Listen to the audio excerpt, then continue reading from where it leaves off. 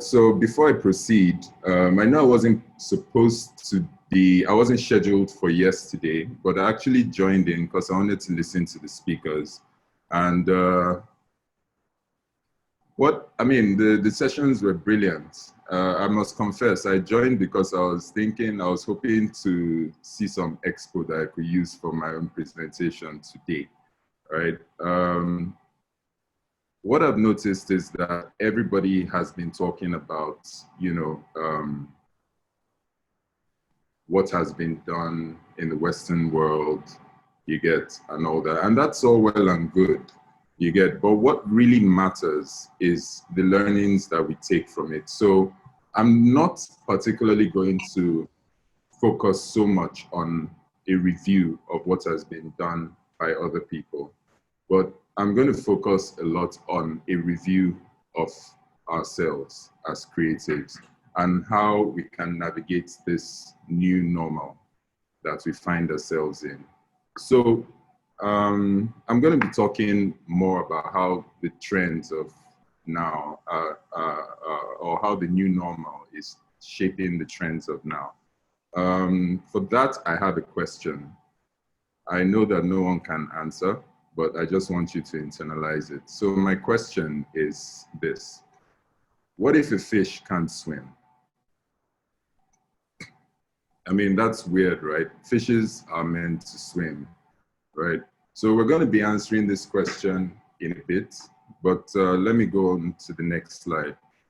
Apologies, my PowerPoint skills are not very great, so my PowerPoint might be a bit ugly. So just bear with me. So let's start from the very beginning, right? What you see here is the basic unit of life. Yeah, I know that the unit of matter is atoms. Sorry, I'm going biological, but I need to touch on a few things, right? I know that the unit of matter is atoms and all that, or something like that. Correct me if I'm wrong. But the unit of life is the cell, you get. So let's take a look at, these two different cells. Oh dear, what's going on? All right. So we have the animal cell, right?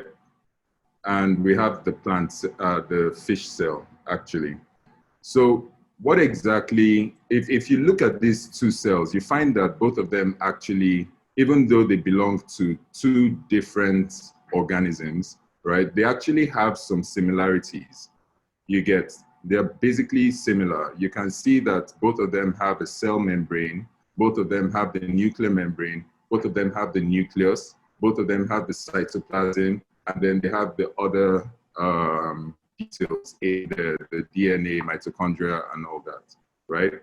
So basically, even though these two cells are different, they both have the same basic composition, right? So it's safe for us to say that all cells, regardless of what organism they belong to, have four main parts: the cell membrane, the nuclear membrane, the nucleus, and the cytoplasm, right? So now that we have that knowledge, let's take a look at the two other elements. Oh, sorry. We have already gone through this. The cell is a cell everywhere. So now, why exactly do cells function differently in different organisms? What exactly is the reason why? What I mean by this is, why do animal cells come together and come together to form animals? And why do fish cells come together to form fishes? Why don't animal cells come together to form fishes? And why don't fish cells come together to form animals? Bear with me, I'm trying to hit something. So let's take a look at some of the land animals and their equivalents in the ocean world, or the water world, so to speak. So what you see on the screen is a cow, right? And the equivalent of that, I wanted this to be interactive, but I'm just going to blaze through anyway. The equivalent of this is a manatee, also known as a sea cow, right? So what I'm doing is I'm actually just looking at the general composition of these organisms. I'm looking at I'm basing my comparisons based on their outward appearance and their size, right? Next, we have a horse. And I mean, it's safe to say that the equivalent of that in terms of similarity of look and in terms of outward appearance would be the seahorse, right? And then next, we have a dog. And I think that the equivalent of that in the sea would be a seal. Have you seen these guys? These guys are actually very brilliant. I went to a seal show at SeaWorld in Durban some years ago, and I was amazed at just how alike they were, or how similar they were to dogs. They could listen to commands, they could clap, they could spin balls on their noses and all that. And it was amazing. So for the last one, we've got an elephant. Now, in terms of the outward appearance and the size and all that, I believe that the equivalent of the elephant in the sea is the whale, right? So that brings me back to the first question, which is, why is it that the cells in the elephant come together to form the elephant? And why is it that the whales come together, the cells in the whales come together to form the whales? Why don't the cells in the whales come together to form the elephant? And why don't the cells in the elephants come together to form the whales? The answer is simple. It's adaptability. You get it? And the reason for that is that the environment that the cell finds itself actually determines how the cell responds and to what functions it has to assume. You get it? The environment plays a critical role in how we function, in how we become who we are. You get? And this is why animals do what they do. They walk, they crawl, they climb, they jump, and all that. You get? Sorry. And this is also why most fishes swim. Okay? So now let's take a look at two other elements.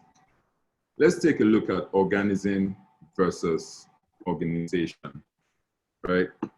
What exactly is the difference between these two, right? For me, yes, they are very different. You can say one is a living entity, the other is inanimate, it's not living. But in some ways, I beg to differ. I feel like they have quite a number of similarities. You see, the most important similarity for me between these two is the fact that while an organism is made up of cells, an organization is also made up of its own kind of cells, you get, and its own kind of cells are people. That is you and I. So the ability of cells to adapt to, excuse me, sorry, oh, that's so rude. The ability of cells to adapt to its environment is what actually guarantees our chances of survival, and it's what makes our chances even higher. You get, whether it is organism or organization, right? So let's ask ourselves this question. In this era that we find ourselves, in this pandemic, right? Are trends being fast-tracked, or are new trends, currently in the making, right? And to do that, I'm going to actually break it down into three entities: the industries, the companies, and the individual, right? Now, for a lot of people, right, this new normal, this era that we find ourselves in is not so, it's not a lot of fun, really.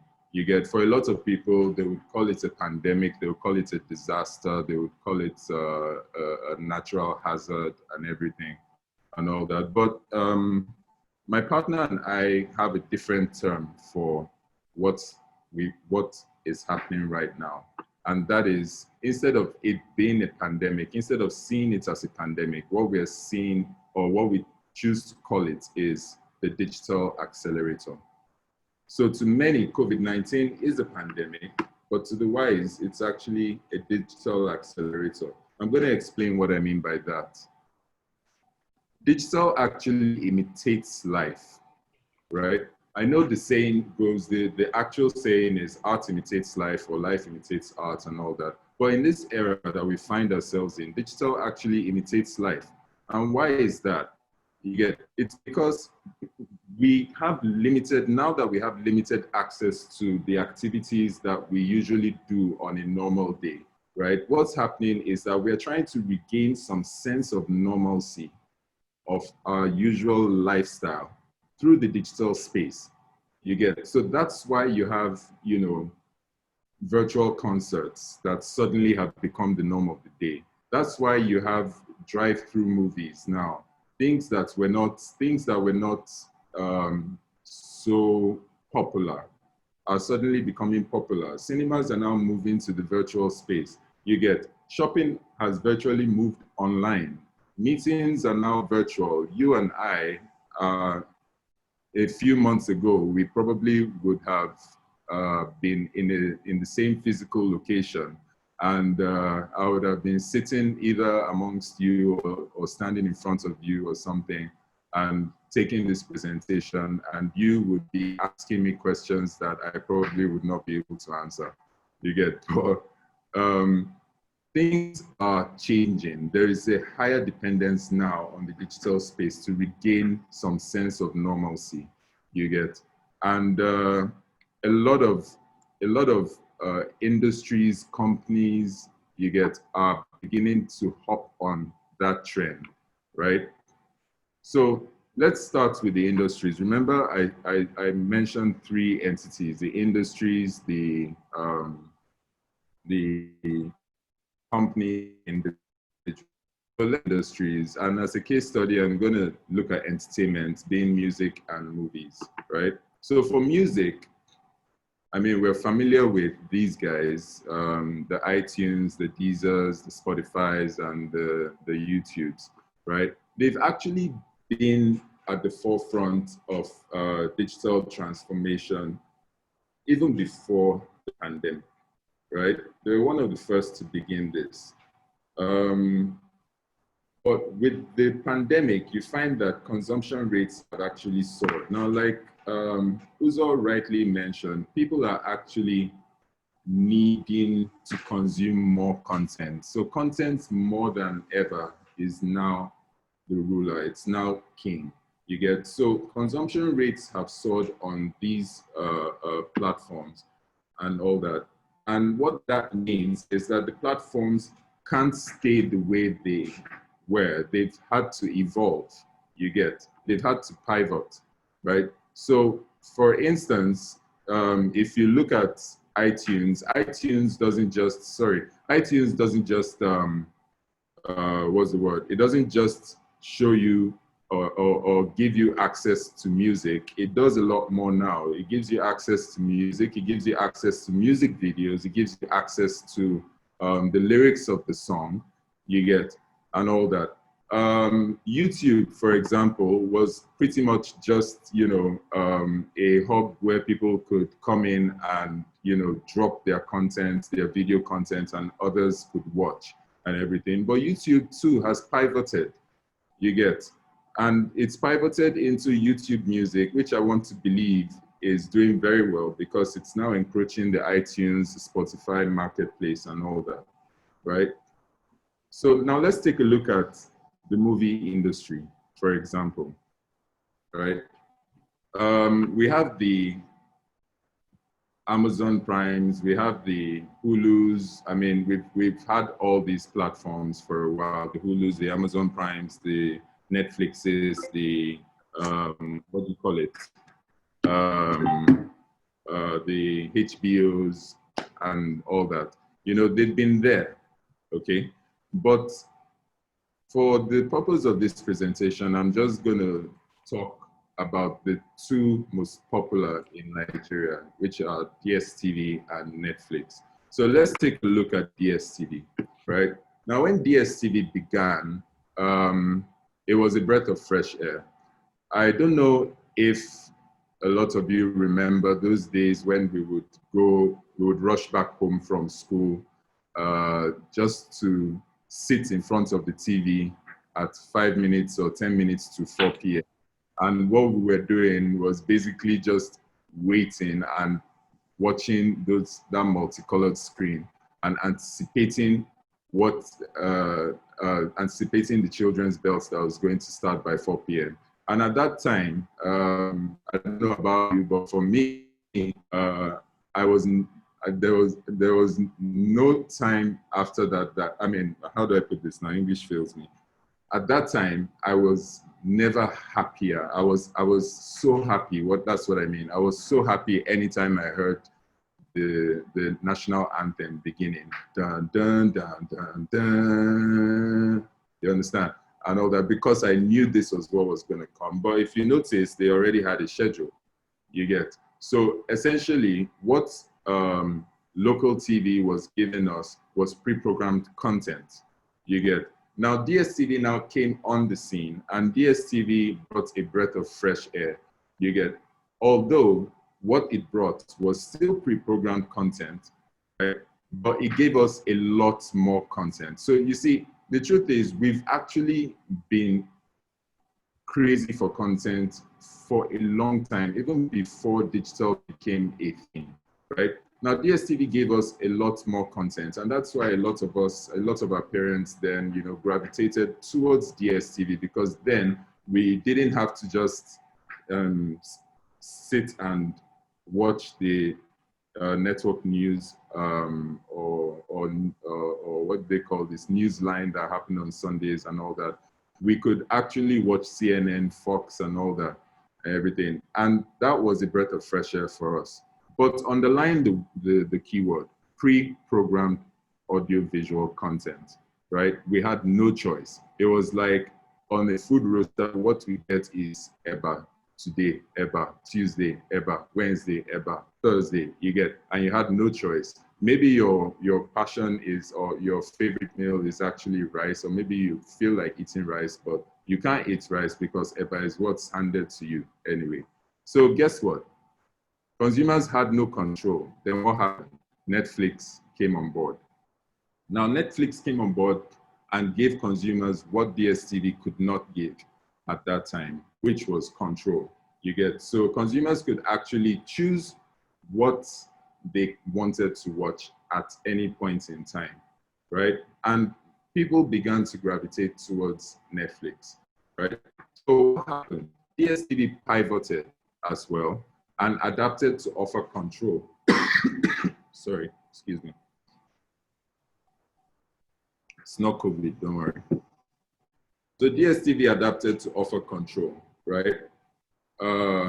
They came out with the PVR decoders, the Explorers, and all that. You get, so with those decoders, you could actually pause, rewind, record, get do your catch up, or watch your favorite shows on catch up, or you could even rent movies on the box office, which was really cool. It's really cool, you get, but the problem with that was that price was still an issue. Why? Because you still needed hardware in order to access these things. You get, now Netflix had no need for hardware except maybe your laptop, right? And data. But Netflix had no need for hardware. All Netflix required was a subscription fee, which was not even so expensive. Even till now, it's not so expensive. To watch Netflix on about 4 screens, I think it's about 4K or so. And everything. Even I haven't subscribed to DSTV in a while because, I mean, Netflix is satisfying my needs. So one would think that Netflix, you know, would pretty much sit on its oars and believe that, oh, you know, they are ruling this particular share of markets now and all that. And there's no need for them to adapt or evolve, right? But you're wrong. Netflix did not stop there. Netflix pivoted. Right?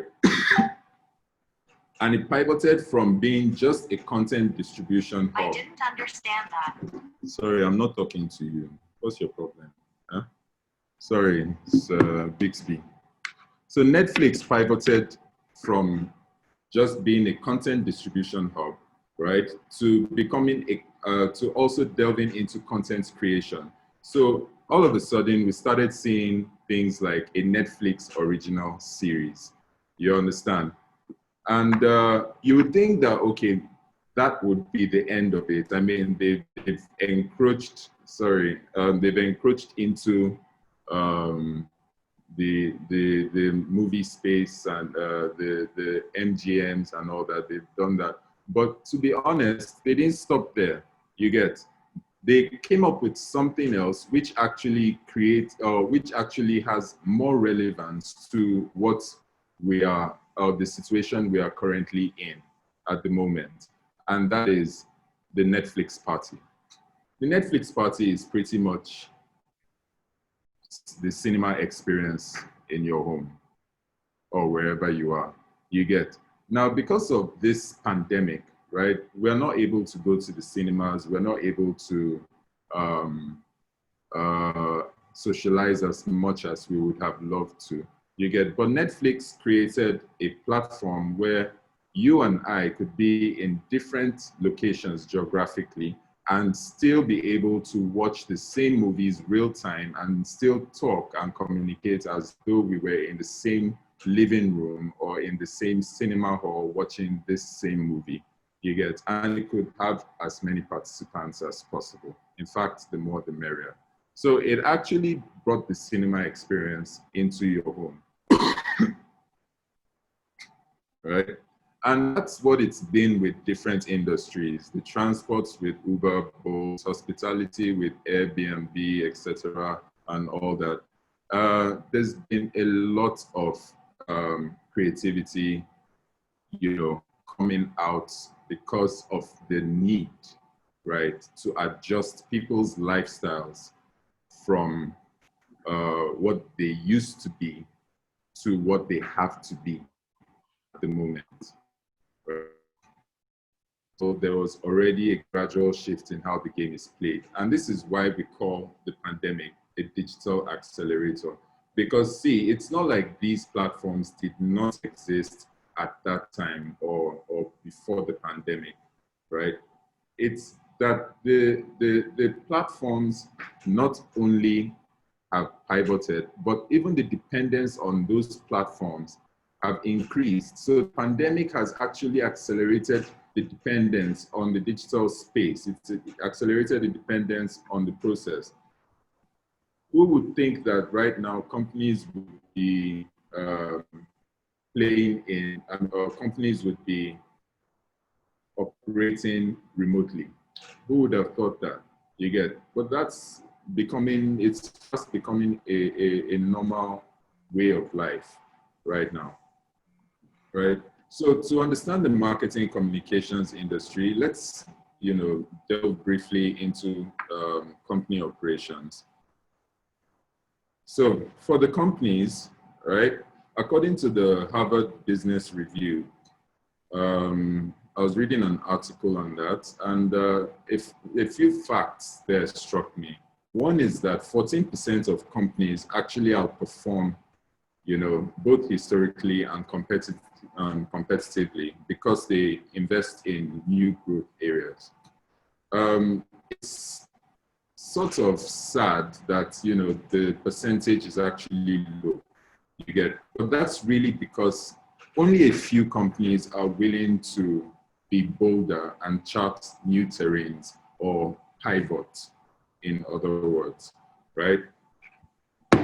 So right now, what companies really, really need right now in order to survive is imagination. Now, it's one of the hardest things to keep alive under pressure, especially in the era that we're in, right? But it's actually needed now more than ever. And when I talk about imagination, I'm not talking about imagination just in terms of, the creative space. I'm also talking about imagination in terms of the business offerings, the structure, the operational systems, and all that, in order to keep, that business alive in this era, because businesses are dying by the day.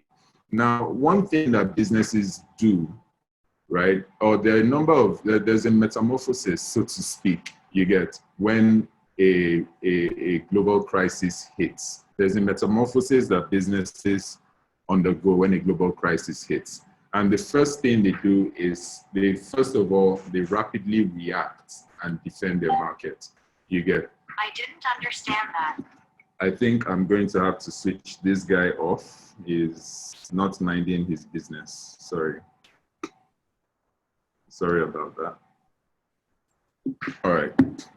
So one of the first reactions that businesses have is they first react rapidly and they defend their market.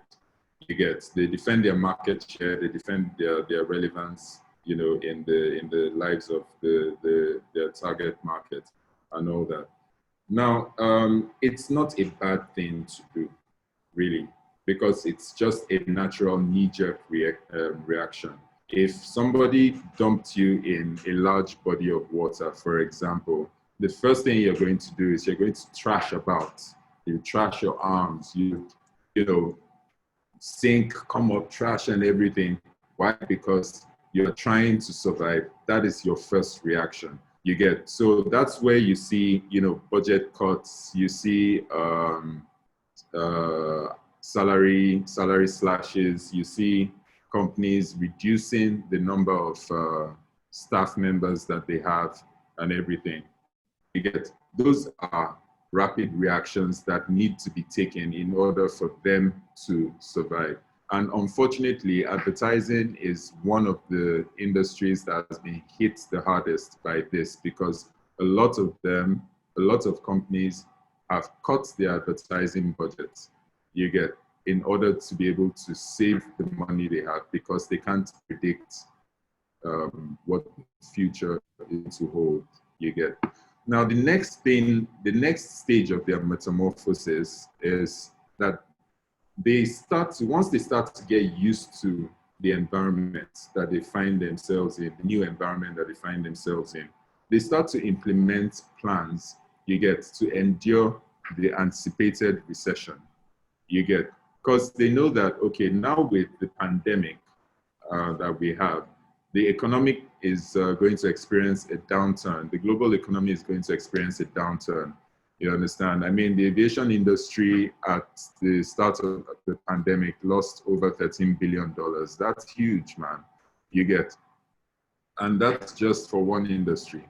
You get, so they start to implement plans, you get, to endure the anticipated recession. So let me go back to my analogy of being dropped in a large body of water. After you've trashed for a while, you start to come to terms with your situation. You get, so you start to calm down and you start to think, what can I do? Is there a floating log somewhere that I can hold on to? You get, so that I can at least endure I can at least last longer on the water, right? Now, as these companies get used to the market situation, right, they start to focus on rebounding, you get, and they start to make adjustments to portfolios and channels. I talked about Netflix and how Netflix has been able to pivot a number of times in order to be flexible enough to adapt to the system or the current environment that we all find ourselves in, right? And finally, after they've done this, you get, their focus would then now shift to reinventing by seeking opportunity in diversity. You get, so while a lot of people say, oh, this pandemic is a disaster and everything, there are people who are actually cashing out. Unfortunately, a lot of the people that are cashing out aren't even in advertising. You get, you find the influencers, the online influencers, social media influencers, getting more creative by the moment. More people randomly are becoming more creative by the content they put out there, you get, and they are becoming more popular with that, you get. And very soon, they too would become influencers. They too would start to earn money and start to cash out. You get, and I've noticed something about the content that is being put out there by these random people, they are not advertising professionals, but they are actually being very creative with what they put out there. So much so that some of their content can actually rival some of our ads. You get.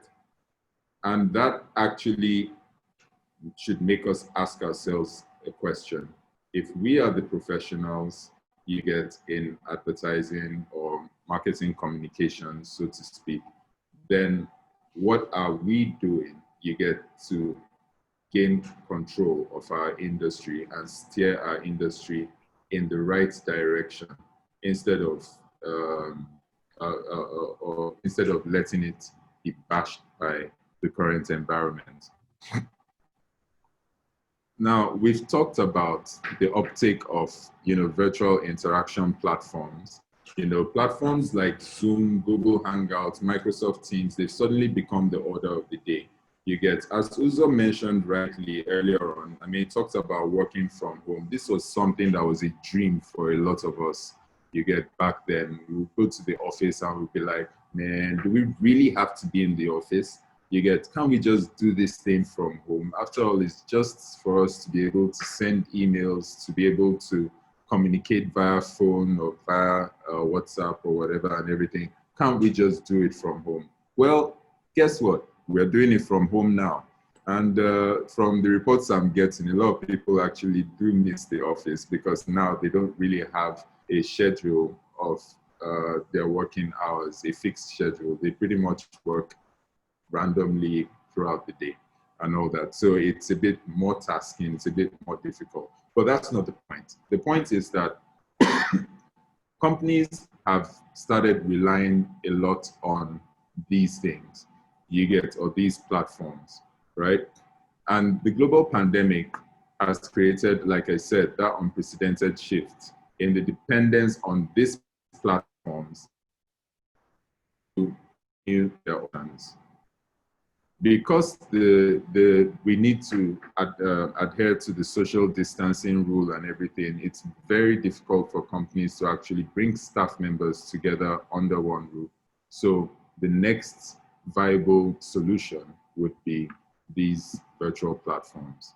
So here's the thing, right? There's a great part of that, and there's a bad part of it, right? Now, the great part of it is that a lot of companies are now restructuring their businesses around this WFM, work from home trend. And they are realizing how much they are saving on overhead costs. So things like fuel, diesel, you get power generation, electricity bills, data, and all that. They don't have to spend as much anymore. Their operating expenses have actually reduced, you get.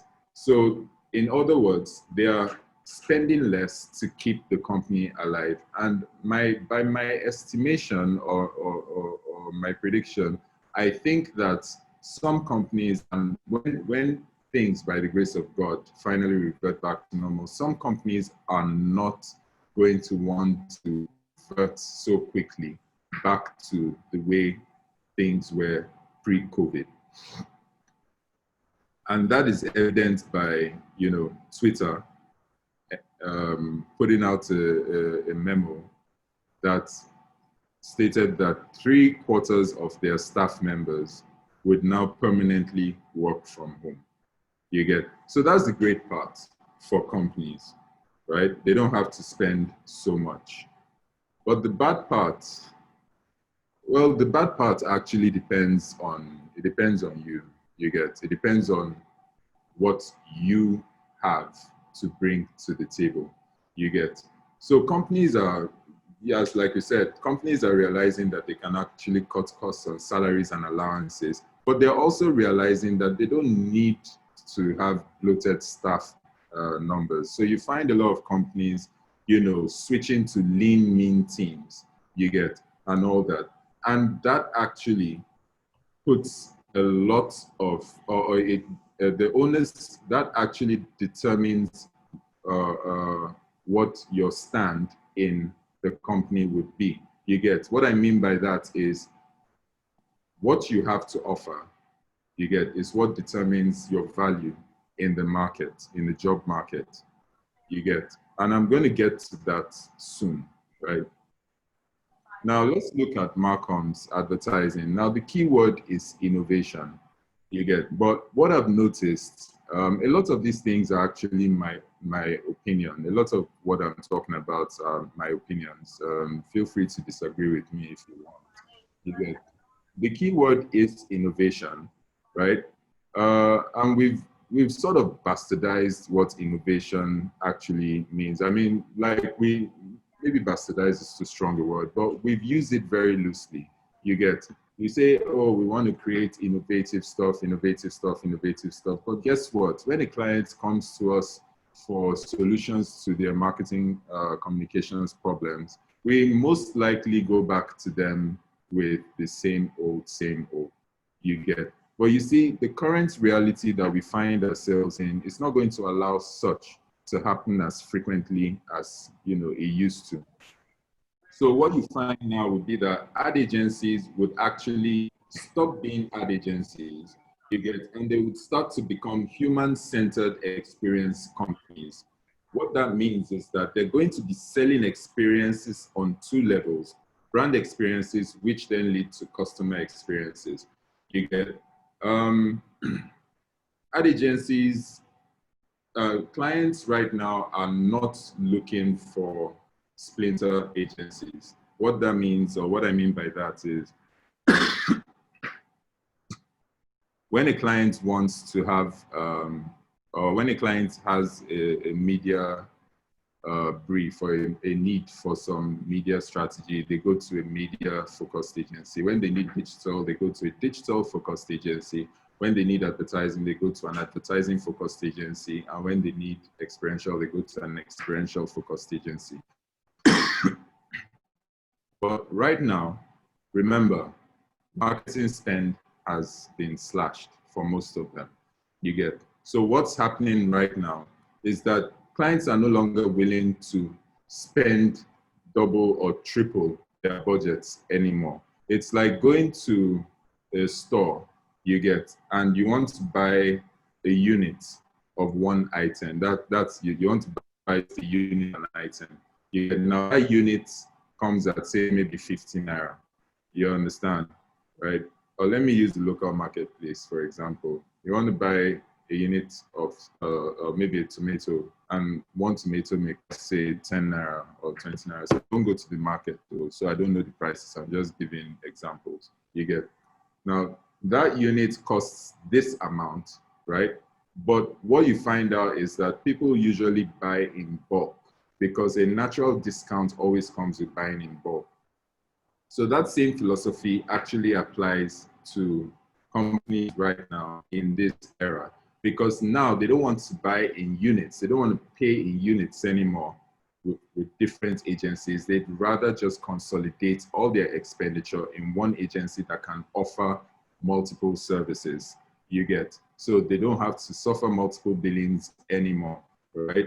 Now, agency operations also will have to be restructured to actually accommodate more skill sets into units or sales. And what I mean by this is, these are things I'm actually seeing, these are trends I'm seeing, is that as unlike some months or years ago where, the primary roles in a typical ad agency would be client service, strategy, art director, and copywriters and all that.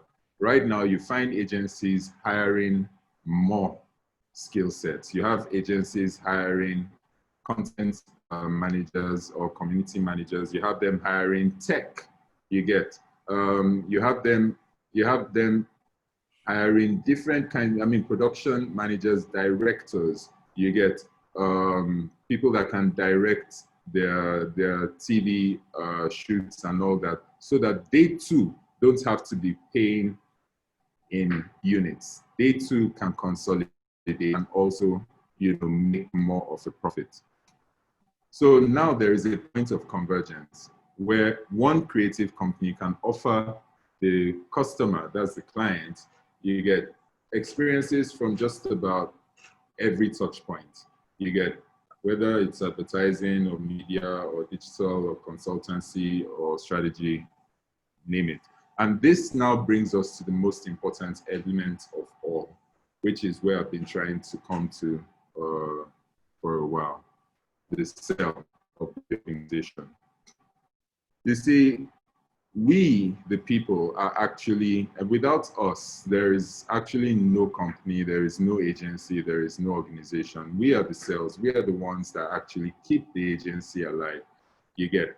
But I'd asked a question earlier, and it was more of, what are you bringing to the table? You see, what you bring to the table actually determines your value in the job market. You get. Now, I remember that Uzo mentioned something, and I was very happy when he mentioned it, that he too is diversifying in his skill set. So yes, he is a creative director, he's also a CEO and all that, but he is diversifying into web design, you get, and web building and all that, you get. We cannot rest on our oars and this is why I said it's time for us to, as we're reviewing, stuff that has been done outside the country, we also should review ourselves internally.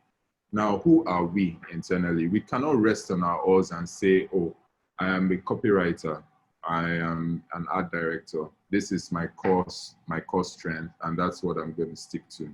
No.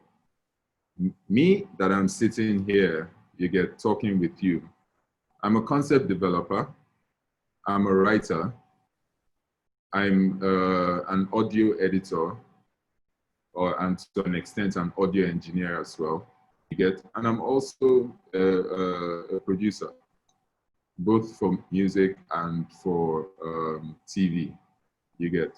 So what exactly are you bringing to the table?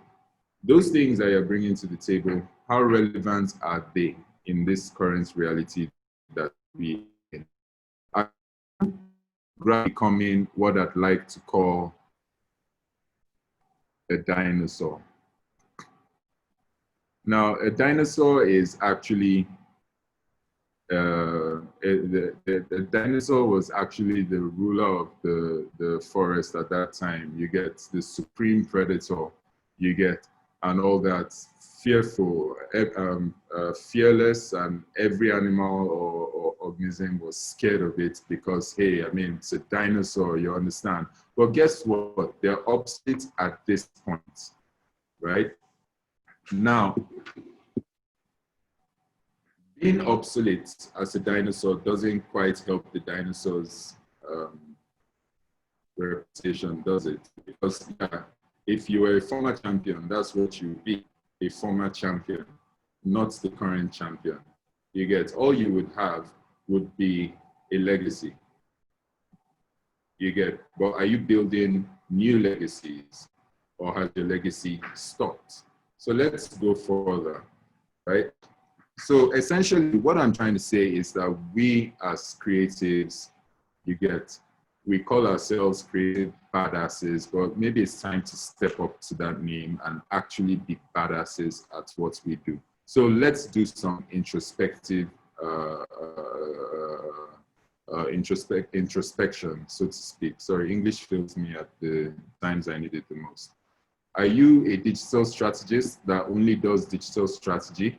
Or can you do business transformational strategy as well? You get, what are your, what other, how are you pivoting in order to remain relevant? You get, are you a creative that can only think for conventional media? That is, when clients come and they ask you for they ask you for a communication solution, your first point of call is TV, radio, print, outdoor.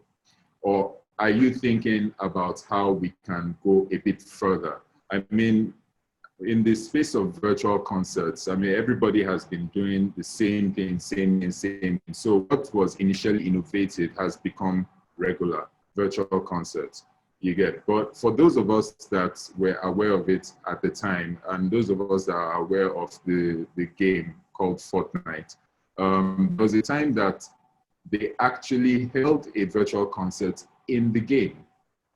because Fortnite is played using the internet, so people actually interact. The players actually interact with each other and they form teams. And this guys actually brought Travis Scott in, created a 3D model of Travis Scott and an entire video of Travis Scott interacting with the game elements right there in the game. And guess what? It drew in over 12 million viewers worldwide, both people that were players and those that were not. You get. Now that was innovative. And that didn't happen a long time ago. It actually happened this year. It happened, I think, while we in Nigeria were still on lockdown, right? Now, if you're client service, what exactly are you doing? Are you just the client service, or are you I like to call them messenger service? You get FedEx, courier service, where all you do is just take a brief from a client, deliver it to strategy or creative, and then collect the response from strategy or creative and then deliver it to clients. You get. Or are you able to actually sit with the client and interrogate the client on the business itself, the client's business itself? You see, my partner and I have had situations where clients will come to us and say, oh, we have this particular work that we need you guys to do. We need to sell this product or sell this service. You get.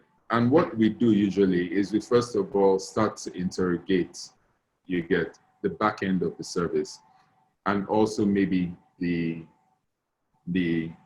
business structure as well. You get, the platform structure, you get. And if you find a fundamental flaw, you get, we can advise the clients that, look, you know what, don't go to communication yet, fix this, and we'll tell you how to fix this flaw, you get, so that when you do go to communication, right, what you're selling is watertight, it's waterproof, and it will actually deliver on promises that you are claiming it will deliver on. You get. And when you do things like that, you find out that clients would actually appreciate you a lot more, because now you're no longer just an agency person. You have actually become a vested partner, somebody that they can run to when they have issues, you get, that they are finding difficult to solve, even if those issues are not creative, because they understand, they can tell now that you actually understand their business, right? And if you're a content writer, I'm just picking randomly, sorry. So if you're a content writer, are you just focused on writing for one specific channel? Say, okay, I only write for social media, you get, or I only write for blogs. What else do you do? You get, what else are you writing for? You get, so as creative people, you get, I believe everybody is creative in their own rights, regardless of what occupation or career path they've chosen. But as creative people, right, the way companies and industries are pivoting to manage the situation, the environment that we're in, the way they're pivoting to adapt to the environment, what are we doing? You get, are we pivoting as well? Are we adapting? Or are we slowing going extinct like the dinosaur? We've got to be a lot more than what we actually have. I actually quite like this picture. I mean, it's a multi-purpose tool, and that's what we actually should be. Because these days, as far as the creative community is concerned, the statement, a jack of all trades, master of none, is being flipped on its head. Because as far as the creative community is concerned these days, a jack of all trades has to be master of all, you get. Now, maybe not all, but at least have different skill sets, you get, that you can bring to the table. So let's go back to our question at the very beginning. What if a fish can't swim? I grabbed this online from thesprucepets.com. And what it actually says is that fish suffering from swim bladder disorder exhibit a variety of symptoms that primarily involve buoyancy, including sinking to the bottom or floating at the top of the tank or floating upside down or on their sides or struggling to maintain a normal position. affected fish may eat normally or may have no appetite at all. That analogy for me describes our current reality. You get, we are in a situation where if we're going to survive, we've got to be able to swim. You can't stay still and expect that the phytoplankton are going to come to you and, you know, you'd feed. You've got to be able to swim, right?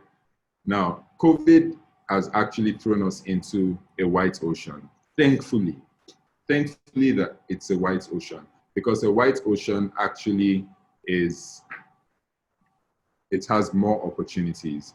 You get, now, like I said, we need to pivot, and where we pivot to determines where whether we will find ourselves in the red ocean or the blue ocean. I don't know. I want to believe that we're all very familiar with, you know, the blue ocean and red ocean strategies or concepts. But for those who aren't, I'm just going to summarize quickly. You see, the red ocean, right, is saturated. There are too many players in the same line. You get doing the same thing. So customers have too many options. You get, so they are divided and there are not many fish, in quotes, in the sea for you to grab. So if we are playing in the red ocean, you're actually going to work twice as hard to get not so much, so to speak. Now, if you're in the blue ocean, right, the blue ocean will mean that you're pivoting, you're carving a niche for yourself, you get. And because what you're carving is new or an upgrade of something that already exists, you get, naturally to attract fish or customers, sorry, I'm calling the customers fish, it will attract customers to you, you get. And you find that you actually have more success once you're able to navigate your way into the blue ocean and create your own niche. We asked ourselves a question initially: our current trends being fast tracked, or new trends in the making? For me, my opinion is that it's a chicken and egg situation. You get, it's a cycle, right? Current trends are actually being fast tracked, yes, you get. But the current trends are giving rise to new trends, which eventually will become normal and become the current trends, which will give rise to new trends, which will become the current trends, which will give rise to new trends, and so on. You get, so what this does is that it makes the ocean of life a highly dynamic one. And our only chances of survival, either as industries or companies or individuals, is actually dependent on our ability, you get, to adapt to this rapidly changing, highly dynamic environment that we see, or this highly dynamic reality that we see. And what that means is that we have to maintain our ability to swim. So with these few points of mine, I hope I've been able to make at least a little sense of what I think of how I think the current reality, or the new normal, is shaping the trends of today and possibly, you know, the future. So thank you very much for your time. I hope I wasn't too boring. I know that I speak very slowly and all that, and sometimes I can over elaborate, but thank you so much for your time. Let me stop sharing the screen now and then.